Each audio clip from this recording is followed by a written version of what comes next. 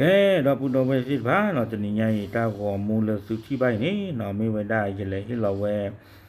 โจประกอบได้เลยโรงเรียนบ้านห้วยปลาหลดเนาะเกวดาเมี่ยวเลยก็เจอกลาอัศวรเพลใครนี่เด้อจูดเพลนี่เด้อกว่าโพธิโพธิสัตว์ทอดจากปฏิดอกโควิด-19นี่เด้อเอาไว้คือเวลาตามมาเจอเนาะอะโคดานี่เด้อเยอะหักคุณจิตบ้าบ่เด้อเยเลควยตรูเวดายิดีควาเนาะ so go forward เอาไว้ได้เด้อ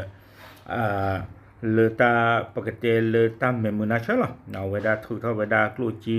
เนาะมาเจอกูเวดายาอะโคดาดอนี่เด้อตามมาเจอใครยาดอกเวเวดาขี้กะเนาะประมาเจอวิบลอนี่เด้อเลยฮิลอเวดา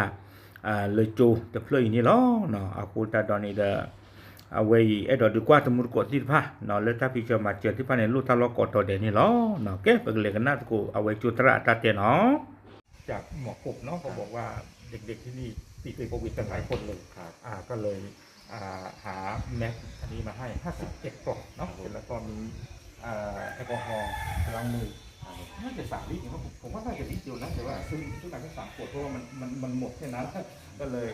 เอามาบริจาคให้โรงเรียนเนาะเพื่อที่จะได้ใช้เป็นประโยชน์ในการป้องกันโควิด-19เนาะเอาไว้มีเวลาจูบคู่เพลเนาะขอบคุณแทนเด็กทุกคนเลยนะครับครับมาเจ้าที่เจ้ามือใช้แบบตามหรือเปล่า